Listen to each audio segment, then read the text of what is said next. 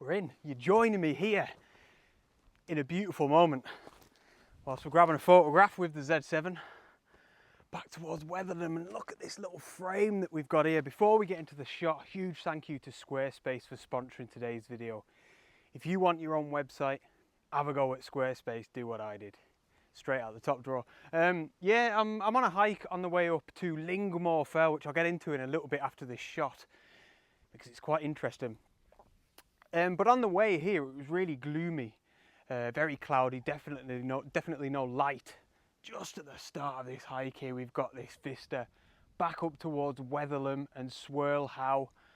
I tell you what, it is absolutely gorgeous, and it was one of them, I've said this before, where you're walking down the path and as a photographer, you have to get the camera out. You can't deny such a stunning vista like this.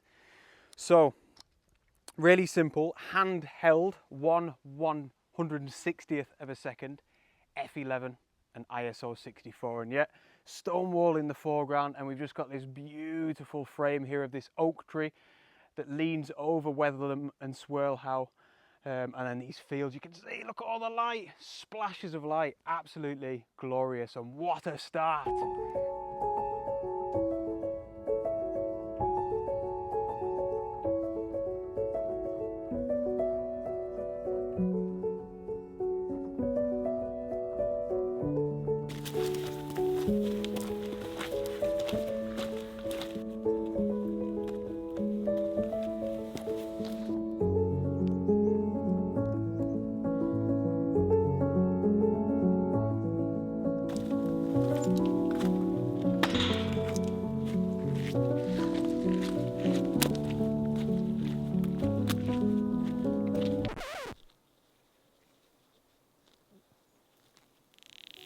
Oh, so let me tell you this, you get in the shade because this light is gorgeous. This is the happiest I've been for ages coming out with my camera. Now that's not to insinuate that I've been down or anything recently, absolutely not. It's just one of them evenings where the light is absolutely superb, you know, and all the more so because it wasn't even forecast. The evening light, guys, is just bathed across these fields and the distant fells, and we've got so much beautiful interest in the sky with all these clouds. It's a stunner. It doesn't get any better than this for photography and just for being out in, you know, for a hike, these beautiful late summer evenings. Absolutely buzzing. I've got some mates back here as well, if you can see that in the light. Oh, this is class. So, as I was saying before, as I was taking that photograph, which I think was probably really nice, hopefully it come out all right, this is quite an interesting one, Lingmore Fell, because it's the first fell that I'm going up, the first Wainwright that I've been up before. Every single one I've done so far on YouTube, you know, for this Wainwright series, have been like first times for me. I've never been up them before. Now, what I don't want to do is get to the end of the Wainwrights and have like the last, however many I've done in my lifetime, let's say it's like 40 or something, all being ones that I've been up before. I think that'd be a little bit of a shame. So I'm going to start doing a few that I've been up, you know. Now, with that being said, of course, if you've been watching this Wainwright series of mine for a while, you know there's all different routes to get up to these fells. So wherever I can, I'm going to choose routes up to these fells that I've been up before, that I've never been up, which is just going to help to keep it fresh and everything, you know. Now, I'm out for something quite specific this evening. I'm looking forward to getting into it. Sweet.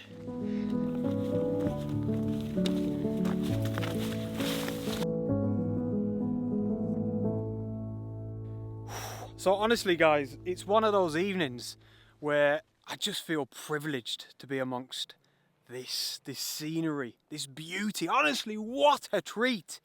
It is glorious. And the camera is out again. What is going on? I said a second ago that I'm out trying to photograph something specific this evening, and that's Heather. I haven't even got there yet. We'll catch up with Heather in a little while. Oh, it's just beautiful. So not so much now, but we've had, you can see a little bit sort of on, what would that be, like your left-hand side? I don't know.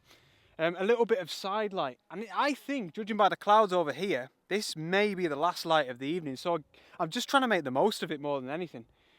It's just beautiful. And this ties in quite nicely to what I was talking about in last week's video.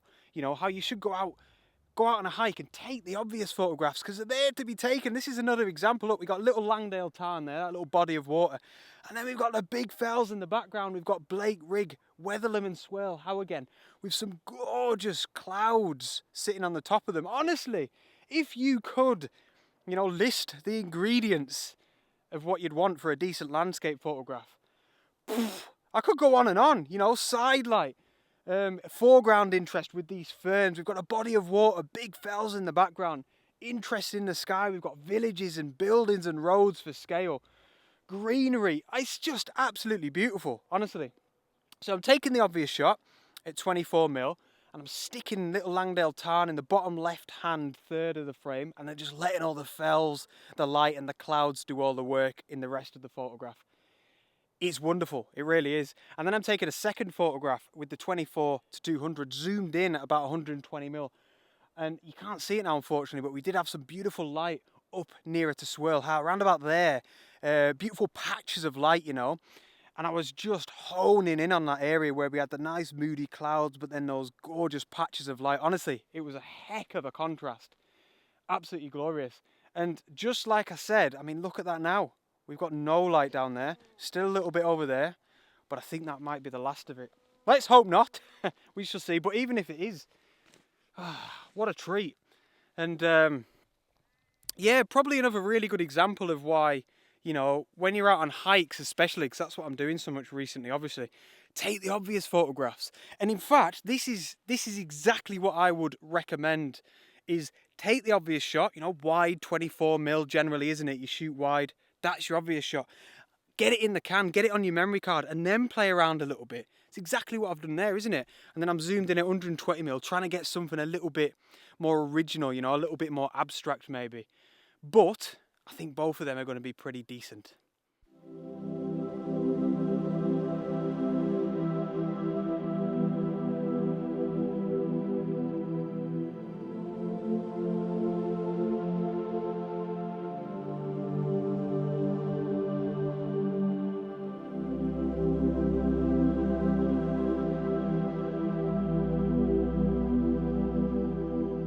So you can see there, we've still got a little bit of light. Fingers crossed that it sticks around. I'm going to crack on now on the heather hunt. That's why I'm here. I'm coming out to try and photograph some heather, so we'll see. Before we carry on, just briefly, I wanted to say another huge thank you to today's video sponsor, which is Squarespace. If you don't know who they are a platform where you can create your own website, build your own website, photography website, which is obviously what I use it for, or whatever you want your own website to be. But the main interest, the best thing about Squarespace is that it's so easy to build your own website. It's something I was really intimidated by. It looks fantastic. There's tons of different templates, and you can sell your prints on it as well if you're into your landscape photography or any type of photography. That's exactly what I do. So another massive thank you to them. If you want to go and give them a go, head over to squarespace.com/Henry Turner to get yourself a 14-day free trial. And if you like that, and you probably will, be sure to use the offer code Henry Turner at checkout for 10% off your first purchase. Right, let's go and try and find this heather.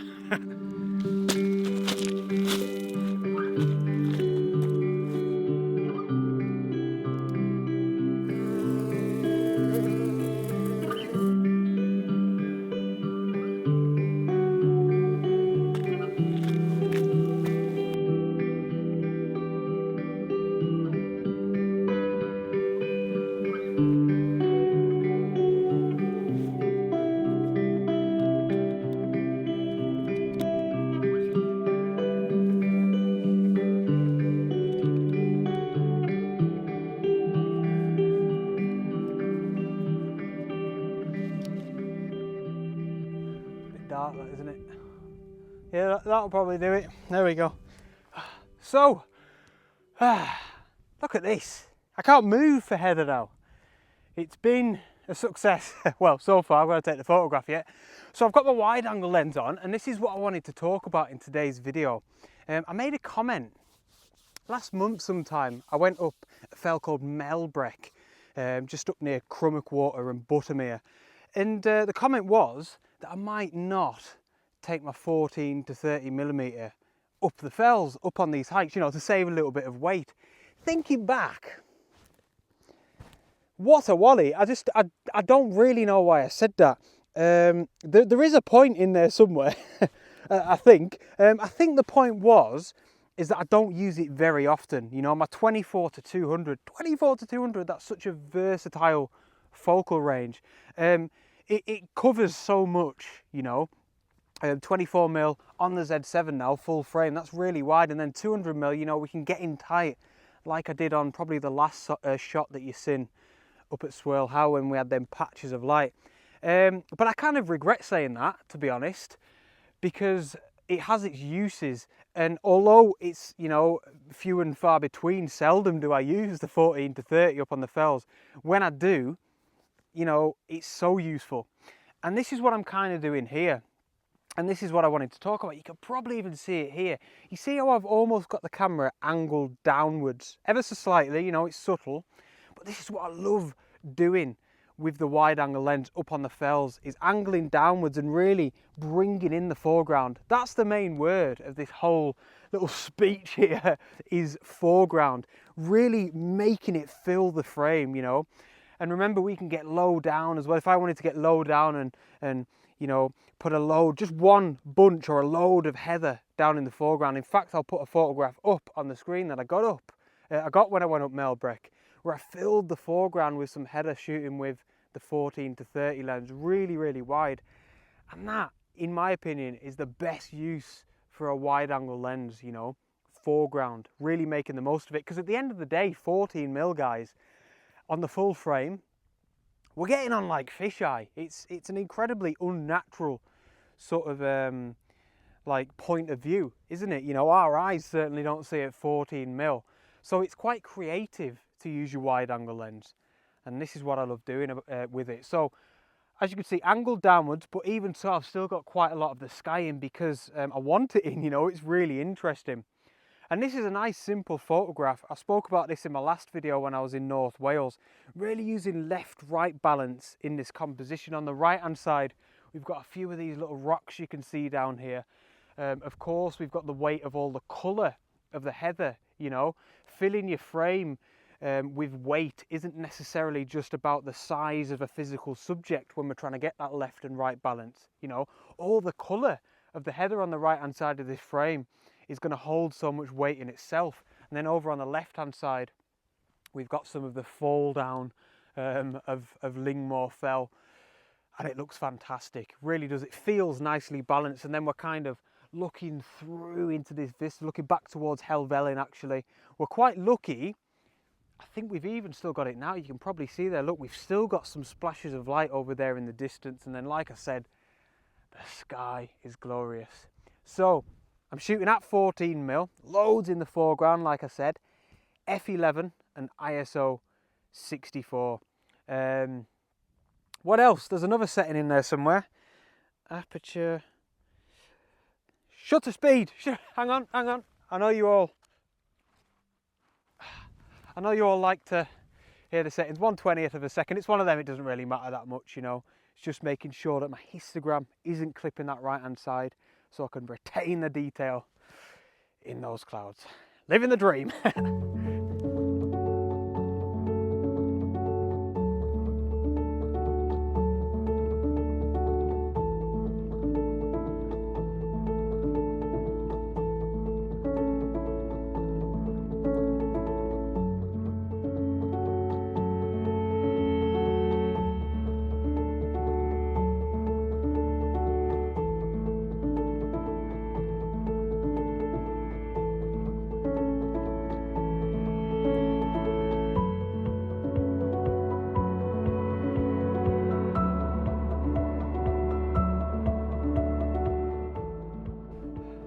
We are up Lingmore Fell.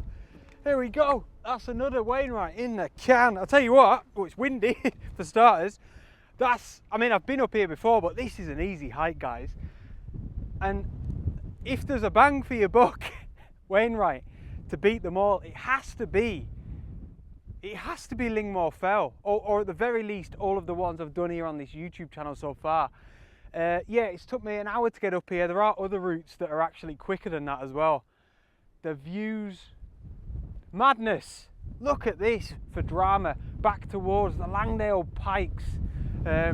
We've got Crinkle Crags and Pike of Blisco and Bow Fell over there. The drama is incredible, and those clouds, that's just a bonus. You know, okay, we haven't got the light, but at the minute, this is what I'm into. I'll probably take this over the light any day.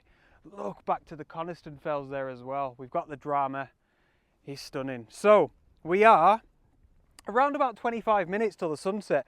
So although I'm not expecting, you know, any light or even colours in the sky because the sun's setting over there, it's just going to be snuffed out. I would like to get one more photograph from up here on the summit. I'm just firing off a time lapse here, by the way. You've probably seen that already. I think naturally, see, we've got, although it's a barbed wire fence, I don't mind this sort of thing in the foreground. I quite like it.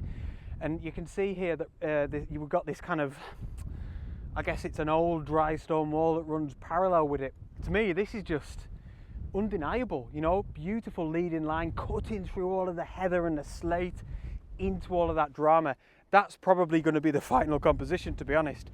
So once this is done, I'm going to head down there and I'll show you guys that final photograph, of course. I wanted to say before I leave yous a huge, ridiculous thank you to every single person that has purchased my 2022 landscape photography calendar or pre-ordered it. I'm starting to send them out this week. Some of you have probably got it already.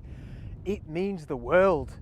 Absolute broken record saying this, but I have to keep saying it because it means so much. It means that I can keep doing this full time. And I know, you know, some of you like to support me with the calendar purchase every year.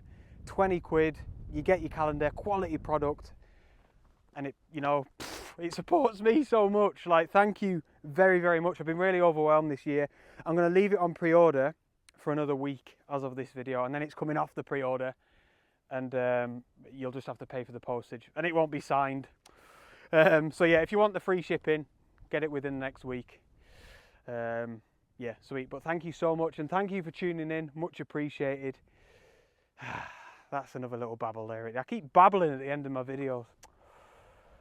Subscribe if you want to see more of me babbling, and give the video a thumbs up, comment below. Love to hear from you, and I'll see you on the next adventure, and I hope you like this last image. Out.